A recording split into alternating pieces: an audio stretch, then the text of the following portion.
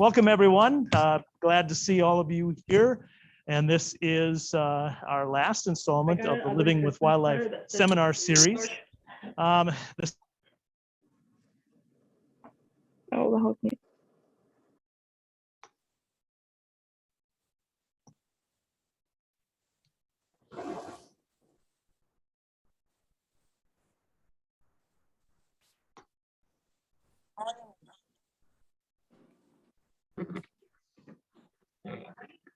Sorry about that. Brylan, can you I accidentally muted you guys. Sorry.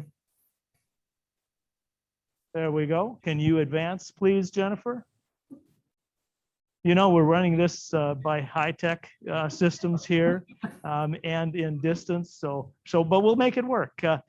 We do have to acknowledge the Wisconsin Center for Wildlife. This is the foundational organization that supports this Living with Wildlife series, as well as two other series, seminar series that we conduct. Berlin is our teaching assistant, as you know, and she's our high-tech person here helping out with the session. Myself putting it together. Jennifer Semmers is working in the backgrounds, making sure that we're operating well with the Zoom session, but I think we're all ready to go. Jennifer, if you could change slides, please. I should also acknowledge University of Wisconsin Extension, as well as University of Wisconsin-Stevens Point.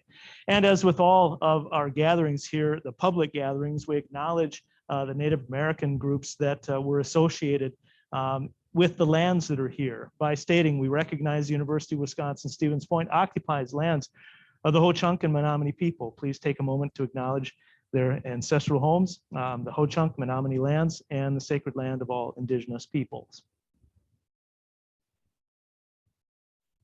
All right. So with that, Jennifer is going to queue up our speakers PowerPoint session here. And it's my pleasure to be able to introduce our speaker. I wish she was here, but Colleen Olfenbutel. She is a biologist, a fur bearer biologist and black bear biologist who works for North Carolina's wildlife agency. Colleen is quite well known, I would say, within the wildlife profession. She's a certified wildlife biologist. She is active within the Wildlife Society. She's been a president of the North Carolina chapter of the Wildlife Society. She has been involved with the editorial board of the Wildlife Professional. I'll show this to the camera. And as a matter of fact, I would like to say that Colleen is kind of the poster child. Oh, geez. Yeah. Oh, boy. Poster child for the Wildlife Society. So this is one of the advertisements that we use. I'll pass this around. One of the advertisements that the Wildlife Society uses, and that's Colleen measuring the skull of a little black bear cub. Colleen also is a board member of the Wildlife Damage Management Working Group of the Wildlife Society and is our incoming chair of that working group. She has degrees in wildlife from Ohio University and a master's degree from Virginia Tech University in wildlife. She's an integral member of our profession, and it's really a pleasure to have her here today speaking on black bears. This fits in with our week on predators, a wildlife success story, but now what? Colleen, thanks for joining us and take it away. All right. Thanks for that introduction, Scott. And I apologize to everybody that you can't see me on video, but yeah, in rural North Carolina, the internet is one step above dial-up. So in order to ensure you can hear me and see my PowerPoint, I'm just going to keep myself off video for now, though I'll try to put myself on video when it comes to the question time. But yes, thanks for having me. You know, know we're all getting tired of the virtual environment. We like to have in-person connections, but at the same time, there's no way I would have been able to travel up to Wisconsin to present this. So there we go. Though I will note, in 2023, the Eastern Black Bear Workshop, of which I'm on the steering committee, the Wisconsin DNR will be hosting that workshop in 2023. So not next year, but the year after, I'll get a chance to get up to Wisconsin. But yeah, with that, I'll go ahead and start my presentation.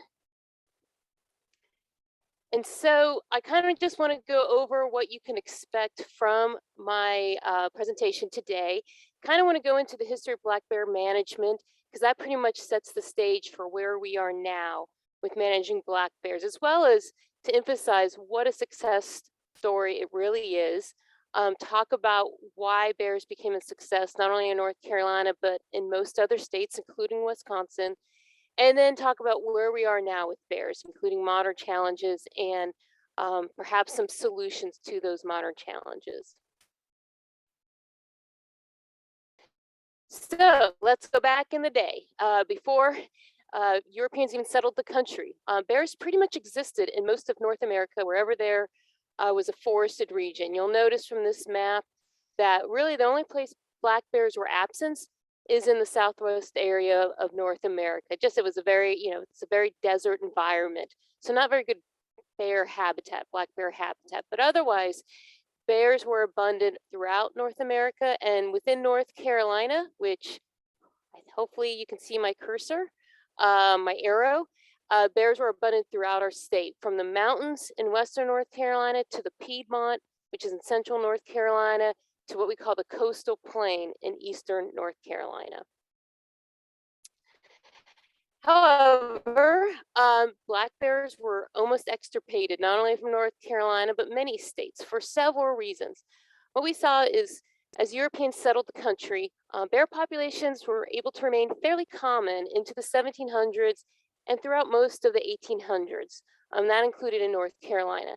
However, as Europeans continued to expand and settle into the United States, we start to see the decline of the bear population for several reasons. One, in the latter part of the 1800s, much forested areas were converted into agriculture, thus reducing the key bear habitat. Secondly, those settlers viewed bears as a threat to their livestock and their crops. And so the killing of bears was unregulated and intensive. We didn't have seasons back then. We didn't have bag limits. And so pretty much it was unregulated killing. Then on top of that, we had extensive logging that further decimated forested habitats starting in the early part of the 1900s. In North Carolina, most of the state was clear cut. And one thing is, if you came to Western North Carolina, where we have Great Smoky Mountains National Park, as well as the Blue Ridge Parkway, there's beautiful vistas. It's a great place to sightsee and see the Blue Ridge Mountains. But so many people that see those mountains don't realize that all they're seeing is secondary growth. Pretty much most of our forests are about 80 years old at this point in time. So on top of all that, we then, I almost say the final nail almost in the coffin for the bear population was the introduction of the chestnut blight. It got introduced in North Carolina in 1925. And then within the next 20 years, it proceeded to kill all the chestnut trees. And the reason why that had such an impact on black bears is, unlike oak species, which can vary in mass production, producing acorns from year to year, the chestnut tree was not only an abundant tree species, but it reliably produced natural foods for bears every year. So by 1945, pretty much one of their key food supplies was gone. And so by the middle part of the 1900s, not only in North Carolina, but in other states, bears were pretty much extirpated from many areas. And in North Carolina, we saw that they were completely gone from central North Carolina, the Piedmont, and the bear populations had receded into very remote areas of the mountains and coastal plain. We know that because starting in the 60s and 70s, my agency started to do more research on bears. And so they produced this range map. This range map is based off evidence of breeding females. And that is because where you have breeding females, you can have an established bear population. Bear populations were so low in North Carolina that in the mid-70s, there was a symposium about endangered species in North Carolina. And there was a discussion on the declining bear population, with some wanting to declare it at minimum a species of special concern. And again, this wasn't just in North Carolina here. This was happening in most states. However, thankfully, we recognized that we needed to do something to turn around the population, to try to reverse the decline and hopefully expand the bear population in North Carolina. And so throughout the 70s into the 80s into now, several things were implemented to hopefully help reverse the decline in the bear population. One was as simple as regulations. We recognize the need for more information on our bears, especially the harvest of bears, because we did have a season. And so back in the 70s, we were able to get the authority to require that when you harvest a bear, you have to register it. Seems like common sense nowadays, but back then that was pretty controversial. Other regulations were implemented, such as closing some counties to bear hunting, as well as reducing the bag limit to 1 bear. In order to properly manage a bear population and make management decisions, well, you have to have data. You know, you need to hopefully have your management decisions stuff data driven. So we started to collect more information, including information from our hunters.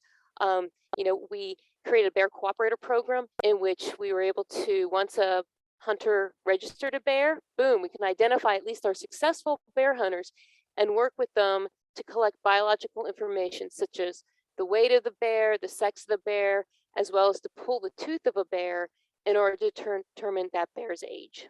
And we also collected other information. And then, of course, regulations and laws are worthless unless they're enforced. And so starting in the 70s, my agency really stepped up enforcement of current regulations. One thing we were seeing widespread in the 70s was poaching and illegal trade in gallbladders. It was fairly extensive back then, but due to increased enforcement, they pretty much shut that all down. And then research. You know, again, before management recommendations and decisions can be made, we need baseline data. And it's so interesting for me to read these old research reports because a lot of information we take for granted now, such as what do bears eat? When do they have their cubs? When do they breed? That wasn't known back in the 60s and 70s. So we started to conduct research to learn more about bear movements, home range sizes, their diet, reproduction, denning ecology, mortality factors, survivorship, and habitat preferences. But we couldn't do it by ourselves. You know, as we know, wildlife, they don't recognize state lines. They don't recognize jurisdictions. Plus, there is a lot of overlap. For instance, in North Carolina, we share a population in Western North Carolina along the Appalachian Mountains with other states such as Tennessee, South Carolina, and Virginia. So back then, again, concerned about the bear population and identifying the need to further understand that population, is also recognized that no single wildlife agency could collect a sufficient amount of data on bear life history and ecology by themselves. We also recognize that if we partnered with other state wildlife agencies in research efforts, we could better coordinate our basically our funding and our resources and our manpower so that we conducted one study instead of 4 separate studies. So with that, one of the first bear studies in North Carolina and the Southeast region was the Tri-State Bear Study, and it included North Carolina, Tennessee, Georgia, the University of Tennessee, and the University of Georgia, to try to get that baseline information that we now have to make appropriate management decisions. And we still continue to do joint state research projects to this day. You know, since 1969, at least in North Carolina, we've consistently had an active bear research project because we're always identifying new questions we have. I joke with folks that, you know, I've been involved in the bear world, the black bear world, since 1999. So going on with 22 years.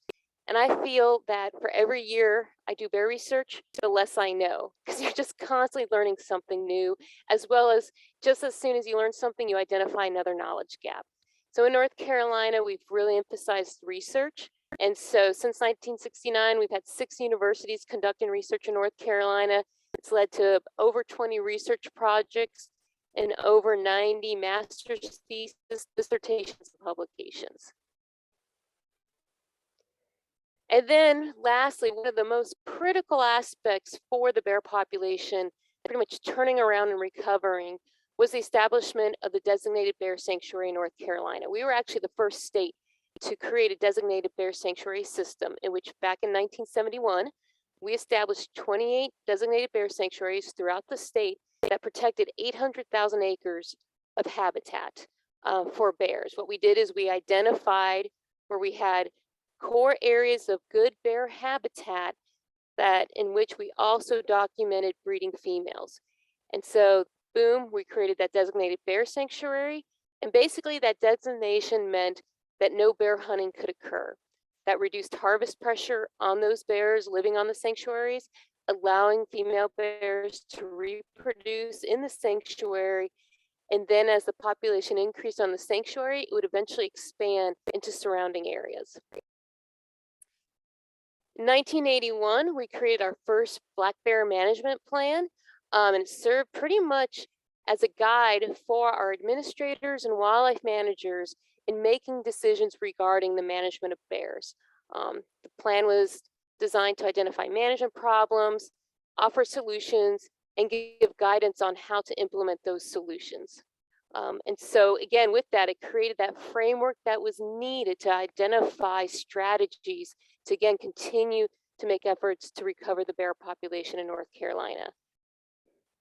And to be honest, several of the things I just talked about, data collection, the designated bear sanctuary system, research, and even a management plan, that continues to this day. So many things identified that were needed back in the 70s, we've identified we still need to maintain those efforts. And our latest management plan was created in 2012, and it's a 10-year management plan that, again, does the same as that 1981 plan, identifies issues, and identifies a framework for how to implement strategies to address those issues we identified. So we were successful. So here is our most recent map of bear range in North Carolina. Again, this represents evidence of breeding females. We have 100 counties in North Carolina, easy number to remember, and we've had bears in all 100 counties. But again, what really matters is female bears, because again, you have female bears, you can have a population. And so we pretty much saw that in the coastal plain and in the mountains, we have restored our bear population. In the Piedmont, again, it's still fairly vacant, though I'll be updating this map in January 2022. And right now, as of 2010, bears occupied about 61% of their former range.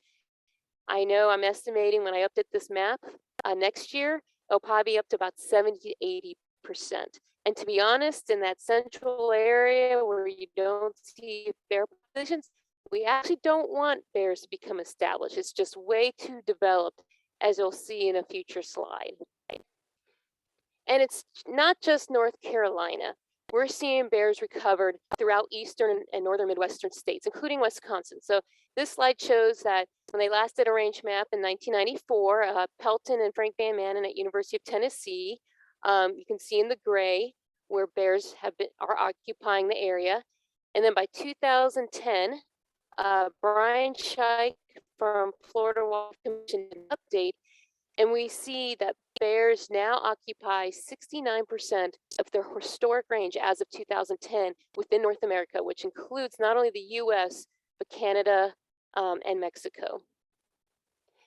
And then if we kind of zoom in and just focus on the eastern half of the United States, we really can see where bears have expanded. Again, where you guys are at, here we see, here's Wisconsin. And then we see over here how in Wisconsin, bears have expanded their range, as they've also expanded their range in Michigan, right here. We've also see that if we go into the Southeast, bears have also expanded their range to the point that the Florida black bear, which was once listed as a state threatened species, has now been delisted. In Louisiana, the bear, it's a federally recognized threatened species. It's being proposed to be delisted thanks to recovery efforts. We've seen bears return to Rhode Island, Mississippi, central and northern Alabama, and closer to where I live, they're expanding westward in Tennessee.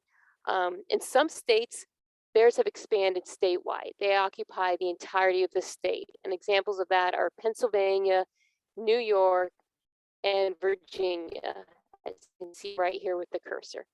So again, very much this shows state wildlife agencies have been very successful in what I term pretty much growing more bears, restoring bears back on the landscape. However, as is the theme of this talk, with recovery, with success, presents new challenges, and we're entering a new era of bear management that, to be honest, is much more challenging and complicated than when you're just trying to grow more bears. Not to be dismissive of previous efforts, because the previous efforts by all the state wildlife agencies were key to success. However, we learned in order to grow more bears, you pretty much just have to reduce mortality rate, and that is via reducing hunting. So if you're conservative with your hunting seasons, you close your hunting seasons, as well as do some basic habitat management, you're going to have more bears. So now that we've grown all these bears, the challenge is, what do we do with all these bears? Because the landscape is much different than it was in the 1700s. Shoot, the landscape is much different than it was in the 1970s and 80s. So what do we do about it? So now I'm going to go into some of the modern challenges we're facing. And I love this picture because it's a typical mountain view in Western North Carolina. But you can see with all those circles, those are homes. What we're seeing is more and more development in what we would call, quote unquote, traditional bear habitat, more development in rural areas. And so we're starting to see people living in closer proximity to bears. And unfortunately, a lot of times, those people don't know how to live responsibly with bears. You know, they've moved out there because they want the mountain view, they want to be near the forest. They kind of like the idea of seeing wildlife, but then when they see wildlife, they don't know what to do. And oftentimes they do stupid human behavior, as I call it, sometimes by maybe directly feeding bears, or they're not directly feeding the bears, but because they want to feed other wildlife, such as birds, they leave bird feeders out, which of course will attract bears. So as a result of pretty much humans living closer to bears, and that, you know, as the human population increases in North Carolina and beyond, we see an increase in development. And with that, we're seeing a substantial increase in human-bear interactions, including conflicts. So this is just kind of showing, you know, the trend, at least in North Carolina. And as you can see, it's, you know, quickly increasing in terms of the number of human-bear interactions. And what interaction is anything from, hey, I saw a bear, to I have a conflict with the bear. And again, not just North Carolina. Since 1980, the human population in the Southeast has grown by 28 million people. At the same time, the bear populations in many of these states have doubled in size. Back in 2015, 14 of the 15 states in the Southeast reported expanding bear populations, and 10 of the 15 also reported increasing human-bear interactions. And what's going to really further exacerbate human-bear interactions is continuing rapid development of much of the eastern half of the United States, including North Carolina. I'm sad to say North Carolina is one of the fastest growing states in the country. And so this map shows kind of projected development by 2030 in North Carolina. The black hash lines indicate where we have our established bear population, our established bear range. And you can see, especially in Western North Carolina, you know, we have pockets of green. Those are where we have our national forests, such as Nantahala and Pisgah National Forest. Here, we have Great Smoky Mountains National Park. So those will remain green, luckily, but much of the other areas of Western North Carolina are going to be developed. And so, again, more people living close to bears, resulting in increased human-bear interactions, and possibly an increase in conflicts, as well as an increased risk in human safety. What we're seeing is, with this increased and rapid human development, it's not only altering forest habitats, but it's gonna probably really make it more challenging, as you'll see in the future, for us to be able to manage land for black bears, because again, it's going to be developed. So again, let's go back to this picture. You look at this, and so imagine no red dot homes. previous to these homes being built, this was a tract of land owned by one landowner. You know, but then, you know, it's sold and broken up. And so now we have multiple people living there, living closer to bears. But we also see as a result of this increase in development is the amount of non-huntable areas is also increasing. Whereas once before, you know, this was owned by one landowner who would allow hunter access to the property. Now with all these homeowners, hunter access is probably not likely because that hunter has to work with multiple individuals, homeowners to get access, which is probably not practical or feasible. Plus, again, certain folks, you know, they have their own, you know, opinion and thoughts and philosophy about hunting. So they may not allow hunter access just because they don't like hunting. And so, again, not only are we going to see people living closer to bears, we're going to see a reduction in forested areas, but we're going to see an increase in non-huntable areas, especially again in Western North Carolina. Because of that, it's going to be very challenging to use hunting as a management tool to manage bear populations, to manage bear behavior, and to manage human-bear conflicts because of the increase in non-huntable areas. And we've already seen this with deer. I'm sure your class has talked about, you know, the challenges of managing deer in an urban environment. Well, now we're starting to see that with bears. And why is this a problem? So why is it a concern that there's decreased hunter access and a decrease in huntable lands? Well, at least for us, hunting is our #1 cause of mortality of the black bear population. And that is a really, really good thing because I can regulate that. We can regulate mortality levels by harvest through our season structures. So for example, if there is an area where we decide we want more bears, well, we just have a very conservative hunting season or we close the hunting season. If there's an area where we need fewer bears or to stabilize the population, well, then we liberalize the hunting season. It's like your faucet. I can turn it up or down, but the key thing, it's regulated. I can control it. I can't really control these other causes of mortality. And, you know, we have case studies showing how regulated hunting has been effective in helping our state meet our bear population objectives. In both the Coastal Bear Management Unit, which is Eastern North Carolina, and the Mountain Bear Management Unit in Western North Carolina, we've identified a need in that bear plan that I mentioned earlier, that we want to stabilize the population by getting growth rates near to 0. In the Coastal Bear Management Unit, we're pretty successful. As of a few years ago, we were at 2%, and we're probably now at about 0 to 1%.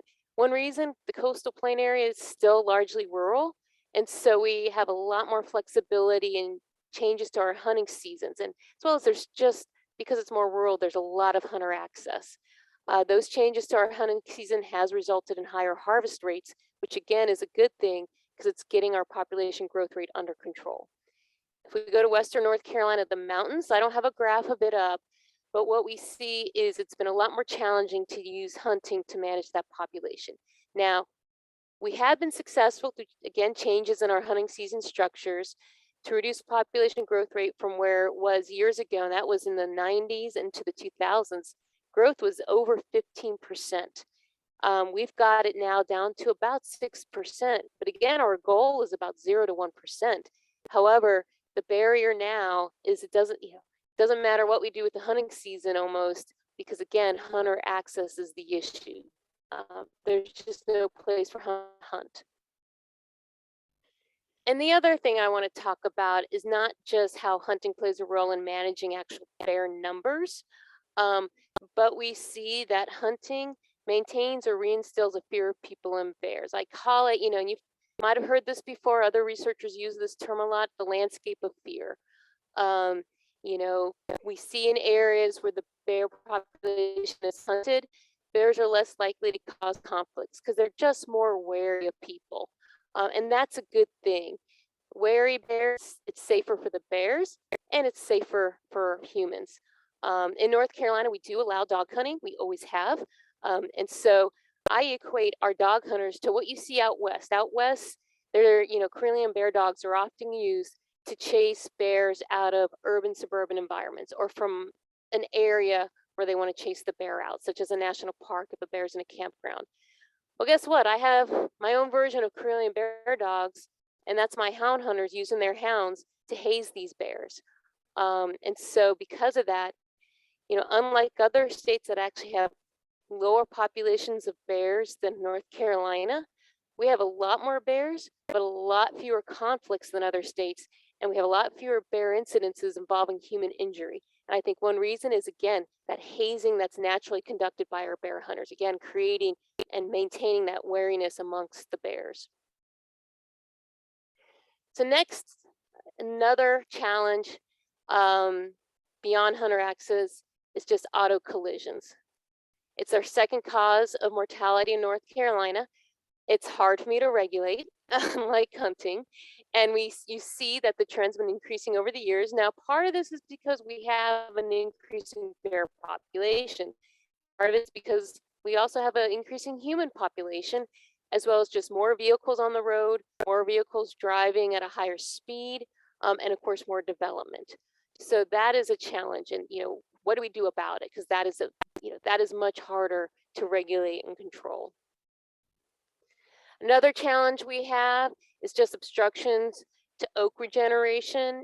Hard mass is a critical natural food for black bear populations. There's been a ton of research done on how natural foods influence harvest rates, human-bear interactions, bear survivorship and reproduction and movements. And what we're seeing is, as I mentioned, our forests in North Carolina, it's all secondary growth. They're about 80 to 90 years old. We're starting to see some of our oak trees get beyond age of prime mass producing. However, efforts to encourage silvicultural practices to encourage oak regeneration, encourage younger oak trees, there's a lot of restrictions, at least on national forest. People, they just don't like trees being cut down. Even so, there's a lot of benefits to wildlife. And so sometimes, even so, public lands, they try to do silvicultural practices to promote oak regeneration. It can be hard because of the lawsuits they face, the opposition from the public. We also see, and you're seeing this again, this picture with the circles. Whereas before, my agency could work with one landowner who owned maybe 1,000 or 10,000 or 20,000 acres and work with that landowner to manage their property for wildlife, especially bear habitat. Maybe the owner passes away, land sold, and suddenly it's fragmented into various subdivisions, making it much harder to work with those individual landowners to manage their 5 or 10 acres for wildlife habitat. And of course, one big unknown is what impact will climate change have on all of this? We just don't know. So the future of oak regeneration is very questionable and one I'm concerned about. And then the last kind of challenge I want to talk about is, even so bears are abundant and restored, even so we've been researching bears for over 40 years, guess what? We still have a lot of knowledge gaps regarding this bear population. We don't have unbiased bear population numbers. We question the population trend tools we use. We are not sure if those are reliable. And we don't know bear densities in the state. And the reason why it's hard to actually get that information. What we've been using, and I'll go over quickly, is population reconstruction. We've been using it for decades. It relies on knowing the age of a bear, and it does exactly what it says it does. It reconstructs the population, and it gives us long-term data, which we use to see if we're meeting our bear population objectives. However, it's reconstructing the population from the year you sample your data, the year you sample bears and pull their teeth.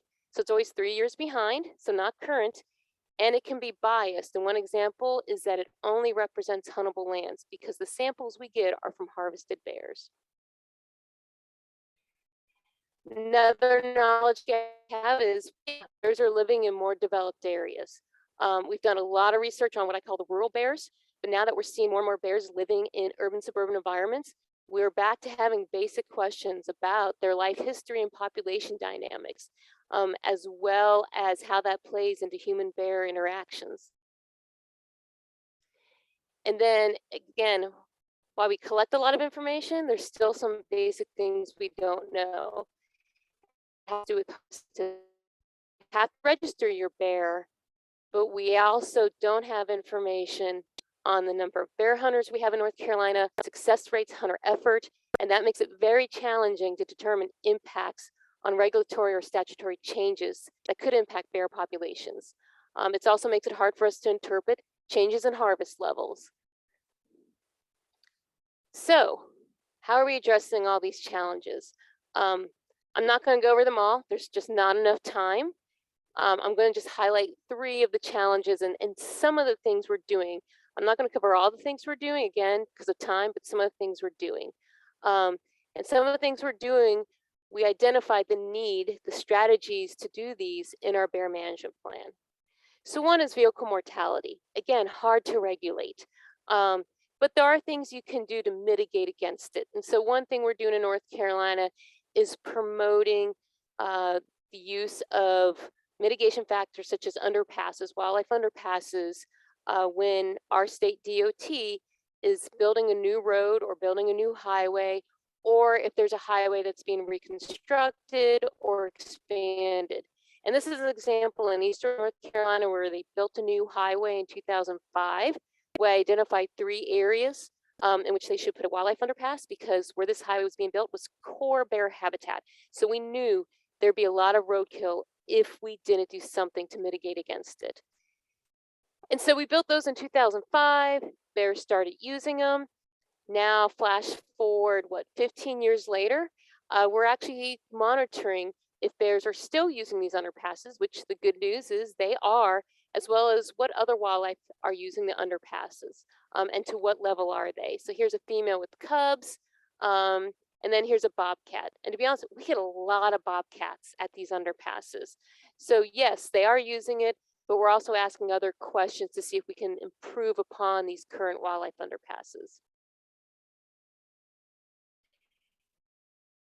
Another challenge that we're trying to address is those knowledge gaps. I mentioned we don't have unbiased population estimates in North Carolina, and not just North Carolina, but other states. So here's a slide just kind of showing what states are doing to have better information on not only population estimates of bears, which then you can use in making management decisions, but also density estimates. How do bear densities vary across your management area? So this is just the Southeast, and you can see a lot of states in the South, North Carolina, are making efforts using genetics and market recapture in order to get a better idea of population estimates and bear densities. I mentioned, bears living in developed environments and what's going on with them. Are they similar to their rural counterparts, or are they different?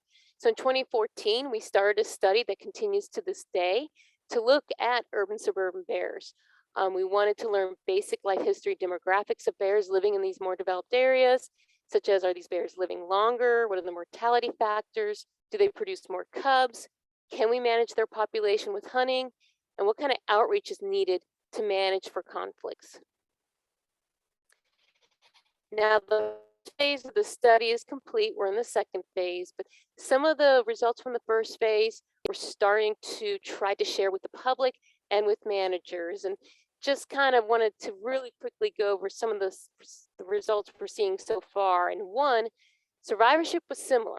So bear survivorship in that urban suburban environment, which happens to be Asheville, North Carolina, was similar to other studies of black bears that we've seen over the past few decades.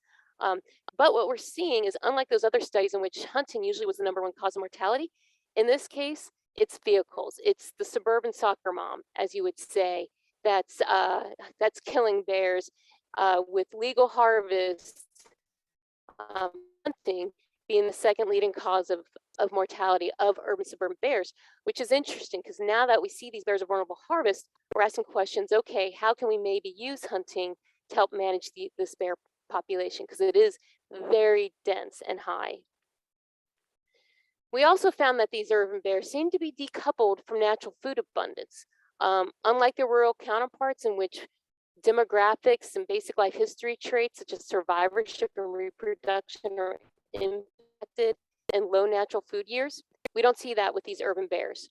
Survivorship is not impacted by low natural foods, movements in home range, reproduction, and even their weight is not influenced by changes in natural food supplies. In fact, even in low natural foods, weight remains really high, and we see high reproduction. To the point that the reproduction in this urban environment with these bears is so high, we're seeing yearling bears breed and have cubs at 2 years old.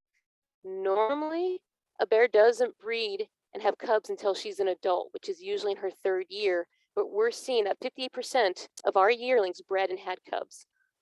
We're continuing to do work on phase 1 of the results, such as determining if Asheville serves as a source or sink population for bears, as well as, because roadkill was the #1 cause of mortality, trying to identify features of those roadkill hotspots and use that information for mitigation purposes.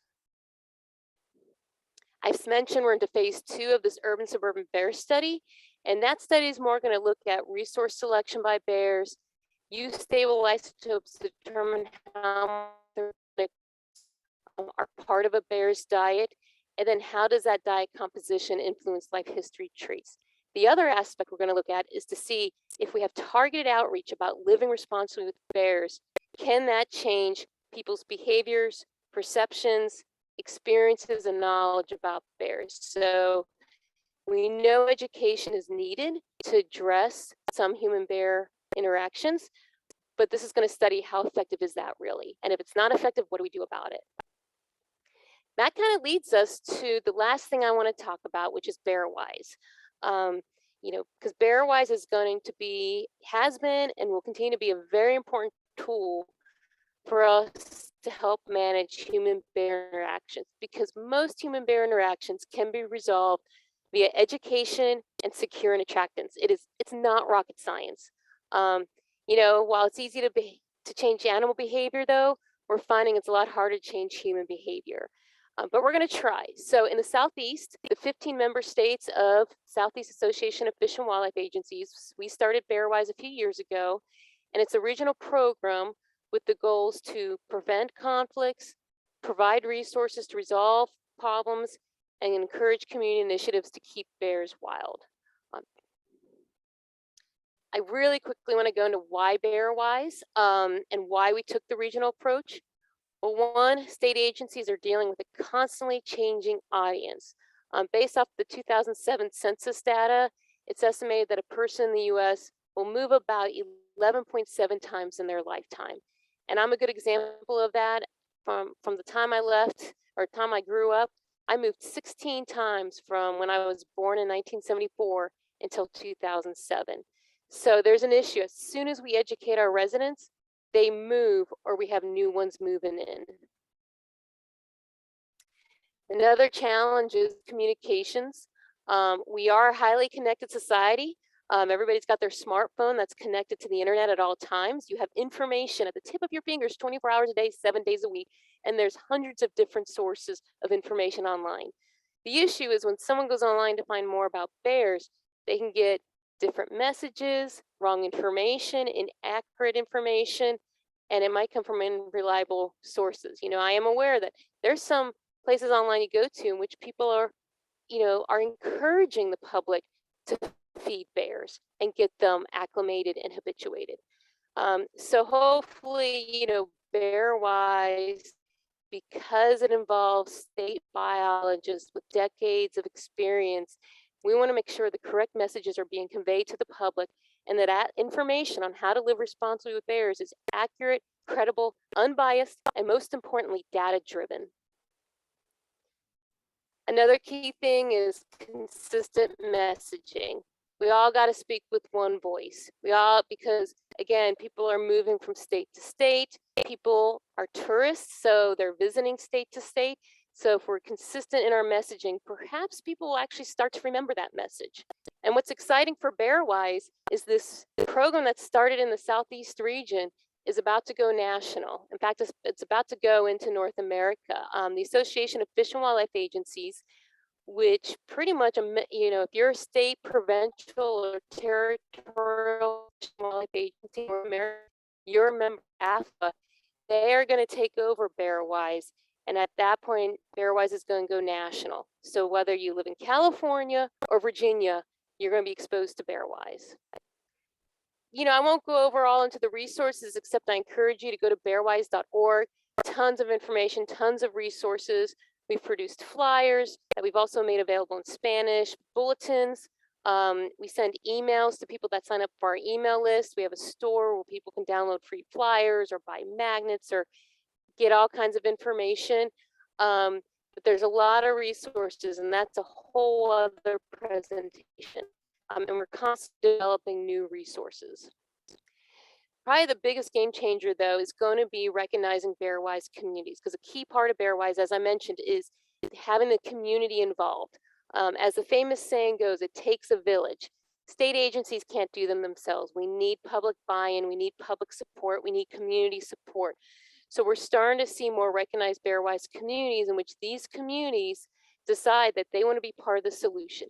They want to help try to prevent human bear conflicts, and they want to live responsibly with black bears in their areas. And so they basically can become a recognized Bearwise community by agreeing to secure all attractants, basically follow our Bearwise basics and secure all attractants. There's other steps to it. Won't go into them today. You can learn more either on bearwise.org or if you go to ncwildlife.org/bearwise. But basically, once they're recognized, they have to maintain that recognition. You know, my state agency will go to them every year and make sure, okay, yep, you still either have bear resistant trash cans, or you're removing bird feeders, you're still educating your new neighbors and your current neighbors, you still have everything in place, your recognition will be maintained and continued. And hopefully if we get enough of these recognized Bearwise communities, we could start to have an impact on bear interactions, as well as people's perceptions of black bears and living with them. So again, here's all the challenges. There's probably more I haven't listed, but here's all the challenges. We have a 10-year management plan in which we tried to address some of these, and we were successful in implementing a lot of strategies to help meet these challenges. But guess what? This plan goes through 2022. So an update is actually coming soon. We're going to start next year working on that update. We estimate that we'll probably have our new management plan in 2024, 2025 to cover the next 10 years. And we're going to take everything we've learned over the past 10 years, as well as everything we've implemented, and update this plan to identify, okay, are we addressing these challenges and what more do we have to do? Do we need to do additional research surveys and identify other tools in order for us to address these challenges and continue to make informed management recommendations? So with that, I can open up the questions. I'm sorry, I kind of sped through it. There's a lot of information thrown at you, but there is so much I can share about bears. I could talk for days.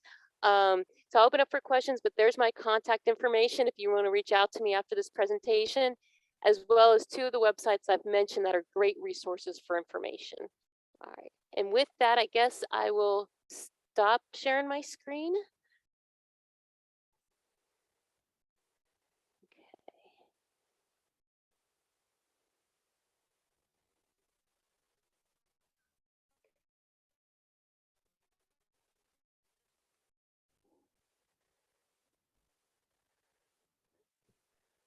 Thank you, Colleen. I just want to say for those of you in the chat, if you would, or I'm sorry, on the Zoom meeting, if you would like to put questions in the chat, we can read them off to Colleen. Otherwise, Scott and Katie, if there's any questions from the live audience, we can answer those now. But excellent presentation. Thank you very much. Yep, and since I'm not sharing my screen, I'll put some of the websites of interest in the chat for people to reference later. So let me ask, does anyone have any questions of Colleen while we have here? Yes. Hi, Colleen. Thank you. I really appreciated this because I felt like it was very uplifting, like acknowledging the challenges, but making us feel like we're moving in a good direction. So I appreciate that. I'm just curious. Sometimes when I look at the Bearwise material, it seems like it's putting all of the onus on landowners and especially on HOAs, like really like a big focus on local communities. Do you see a need for states or more local governments to step up and deal with the problem as well? Or is it really just we need to get people to do it because states cannot or will not? Yeah, no, you're correct. We need all partners on deck. And so, HOAs, they're an easier target just because they have kind of a legal framework for enforcing the securing of attractants. So say, someone keeps putting their unsecured garbage out the night before or just leaves it out. HOAs have a framework for issuing their own citations, their own fines to enforce that HOA's, restrictive covenants. However, we are starting to engage with more towns and cities. And in fact, about 2 months ago, and it was hard to see, but in the Bearwise photo, there's a group photo, and we had the town of Highlands, which is a picturesque mountain community in Western North Carolina. They became the first Bearwise recognized town.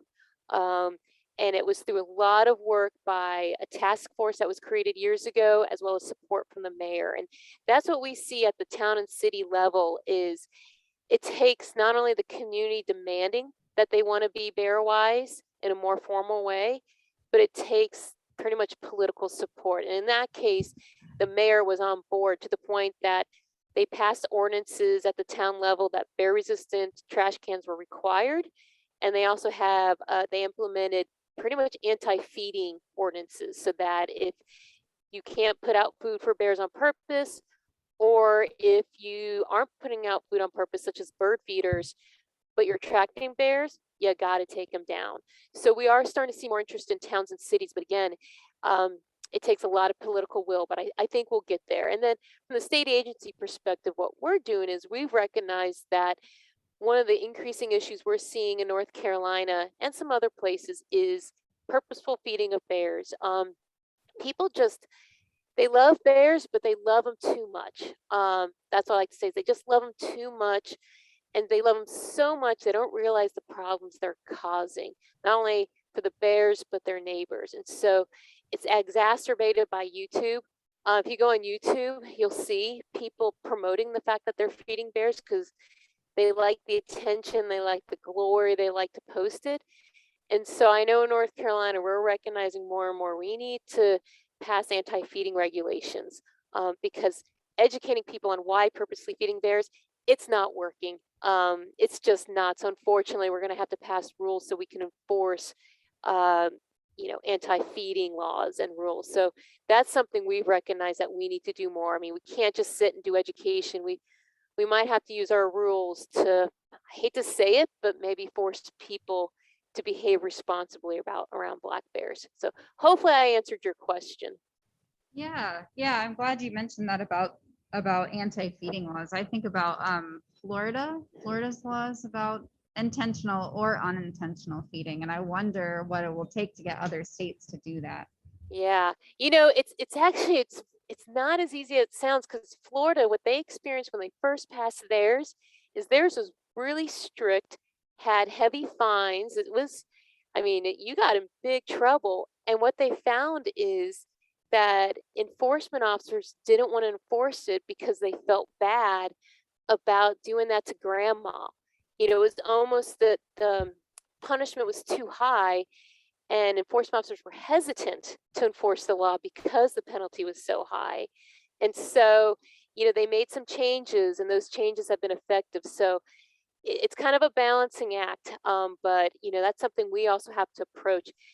The challenge we're going to have, to be honest, is we do allow our hunters to use unprocessed bait to aid them in hunting bears if they choose to. So how can we still allow that for our hunters, but restrict that in an urban suburban environment where someone's putting out tons of bird seed in a highly dense neighborhood? We can do it, but it will take kind of threading the needle, as I call it, but I know we can get there because there is a difference. Where our hunters are placing unprocessed food out, it's in not even close to houses or neighborhoods, and it is for the purpose of huntings, where we're seeing people, again, in highly dense subdivisions. And I mean, it's remarkable how much they're spending to feed these bears to the point, and they're feeding so much. I mean, we have what I call gangs of bears just hanging out, 5, 6, 7, 8, 10 bears in someone's backyard. That's not healthy for the bears. it's not healthy or safe for people. And it's also leading to some new identification of new knowledge gaps. Again, I'm constantly learning. We're starting to have questions on bear health. What is the impact of all this anthropogenic food, whether it's bird feed, whether it's garbage, whether it's pastries or donuts that people are feeding these bears in the suburban and urban environment? What's the impact on their health? So we're actually initiating some research projects with to determine, to see if we can get a better handle on the impacts on bear health, because we suspect there might be, you might have a fat, heavy bear that has high reproduction because of all the fat she can rely on to produce milk. But in the long term, even though she's a big fat bear, is that healthy? Because most of the food she's eating is anthropogenic based. That's our next knowledge gap that we hope to address. Can you explain what types of anthropogenic baits there are out there for our students in particular? Yeah. So anthropogenic, mainly it's human provided foods, and what we commonly see in North Carolina, as well as in other eastern states, is sunflower seeds. That's a big one. Oiled sunflower seeds is probably the number one, followed by people. I know guys putting out hot dogs, feeding bears hot dogs, putting out pastries and donuts. We actually had to go to a grocery store in Asheville because they were giving all their day-old pastries and donuts and cakes to a resident who was then putting out all those pastries and cakes in his backyard for the bears. And we were seeing in that neighborhood, bears were becoming very habituated. They lost their natural wariness of people to the point that they were getting bold and aggressive. We were having people walking or running in that neighborhood that were then being approached and chased by bears. So, we tried to reason with this individual. They refused to stop the feeding, but we were able to at least cut off that supply by telling the grocery store what was happening, and that, hey, if something bad happens, if someone gets attacked and injured, you could be liable. But yeah, those are the big things: pastries and sunflower seeds, tons of it. I mean, I know one person that's probably spending $20,000 to $30,000 a year on sunflower seeds to feed the bears. Wow. Yeah, we hear a lot of anthropogenic foods here in Wisconsin.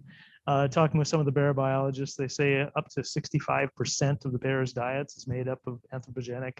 And for these bear baiters, they're oftentimes using pastries, Danish and donuts, day-old stuff, jelly beans, boxes of candy bars. It's just crazy what's being put out there to supplement the bear diets. And they're talking about the issues with, health with the bears. What is this doing to their teeth? There's so many different issues going on there. There are. We used to not have a prohibition on feeding bears processed foods. And so we did see years ago, hunters were putting out what we call candy blocks. And they were literally candy blocks the size of a small room that they were getting, or they would get a chocolate block. They'd drive up to Hershey, Pennsylvania and get a chocolate block. And we were seeing bears that were just bloated. We were seeing bears that their teeth were completely rotted out. And actually, once we gathered that information, we actually, with support from our bear hunters, we prohibited the placement of processed foods anywhere on the landscape to bait in bears. So you aren't allowed to put out processed foods anywhere in North Carolina. That is a prohibition. It's just harder to enforce that in the suburban environment. And again, folks find other ways. That the sunflower seeds, it's a legal gray area if it's processed or not. And until that gets settled, people are going to do it. Again, we do allow our hunters to put out unprocessed foods, and that's mainly what they're putting out is corn and peanuts, because that's readily available in North Carolina. But we still see when natural food supplies are good, at least in the rural areas, bears will always choose natural food supplies such as acorns and berries over corn and peanuts that are being put out. So Colleen, I think we could go on for an hour or more yet with questioning. And there's an interesting question in the chat that is there. And And I have more questions myself, but we're running up against our upcoming Student Chapter of the Wildlife Society meeting. So it's been kind of cool. Your audience has actually been growing as we've been sitting here questioning and talking, but I'm sorry, we're gonna have to close things down so our student chapter can get their things going. No, we- no, that's a good excuse. I am a full supporter of Student Wildlife Society chapters. For all those students in the room, state wildlife agencies, including North Carolina, we look for that on your resume. We do look for that. We highly regard involvement in student chapters. So I'm more than willing. And Michelle, she wrote in the chat, I actually owe Michelle an email from the Wildlife Society conference that was a few years ago. So Michelle, after the Thanksgiving holiday, let's be in touch. Well, great. And with that, I think Colleen deserves a round of applause. I'm not sure if you can hear this, but here we go. Thank you for your time and joining us, and very good luck and have a great Thanksgiving holiday. Thanks, you all too. Thanks for having me. It was an honor. Thank you. All right. Bye-bye. Bye.